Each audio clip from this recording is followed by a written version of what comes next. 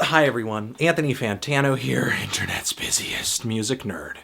And it's time for a review of the new Silver Mount Zion record, Fuck Off, Get Free, We Pour Light on Everything. These guys are a Montreal rock outfit known for their connections to the seminal post-rock band Godspeed You Black Emperor. There are connections, but there are also differences. For one, the band invites singing and lyrics onto its records, much to the disappointment of some hardcore Godspeed fans who aren't really that into the singing of frontman Ephraim Menoch, whose voice is a bit of an acquired taste. However, I wouldn't say these changes are so great that it would keep a post-rock fan from enjoying Silver Mount Zion's first two records at least. Early on in the band's music, they were sort of emphasizing the more orchestral side of their sound, the more instrumental side of their sound, but since then, with each new release, they have been evolving into more of a rock music style. And even though guitars and drums have been more of a loud, heavy, driving force on Silver Mount Zion's past few records,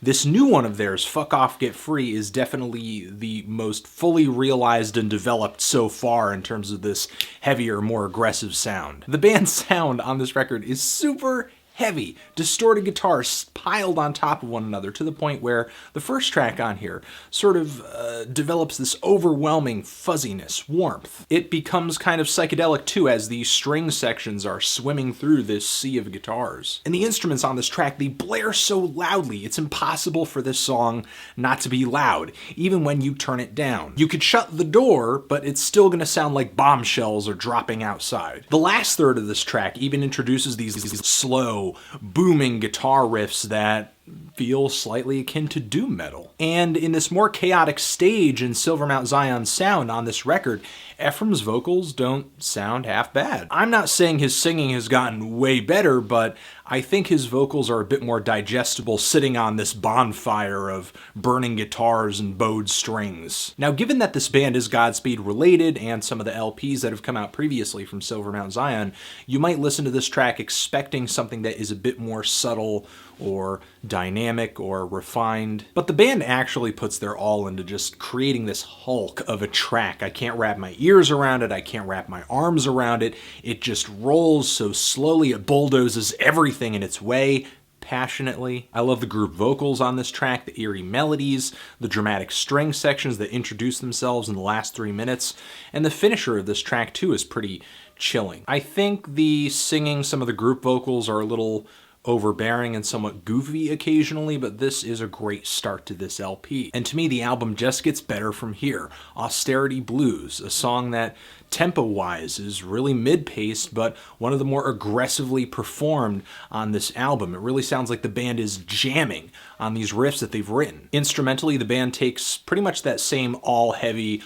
all-powerful approach, really direct, really explosive, but the band still manages to incorporate elements that make the song feel detailed, cinematic, really vivid. And even when the track really picks up and gets loud as hell, the band manages to make things even louder and more intense as they introduce some group vocals into the mixture at like the 8-minute mark. This really raises the energy level. The refrain that they're singing is incredibly impassioned. And like many explosive moments on Godspeed and Silver Mount Zion records, sometimes the aftermath is just as moving, with just everything simultaneously coasting down, the guitars fading away, the strings and the vocals kind of driving the track home. Here the strings and the drums are so sparse, the vocals feel so weary. The band continues down this really immediate path on the next track too, Take Away These Early Grave Blues. And even though Silver Mount Zion had tracks on their previous records that landed around in this 6 or 7 minute mark,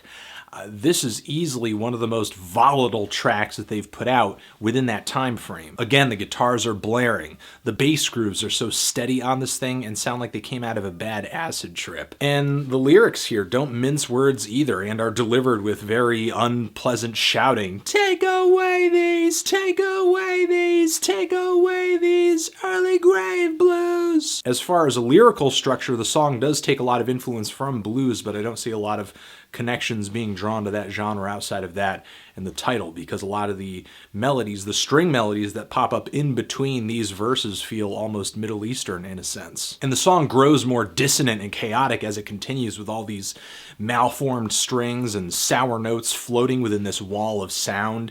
It's just a really rebellious and immense song. The melodies on this LP take a more sad yet uplifting and tender direction on the track, What We Loved Was Not Enough. Still a very heavy song, but emotionally potent as well. A track with what I assume is a 3/4 time signature. It's kind of like the waltz to end all waltzes. The song features all these really teary-eyed string sections, vocals that just yelp out these frighteningly morbid lyrics that are sort of carried by the phrase, "The day has come where we no longer feel. There will be war in our cities, there will be riots at the mall, blood on our doorsteps, and panics at the ball.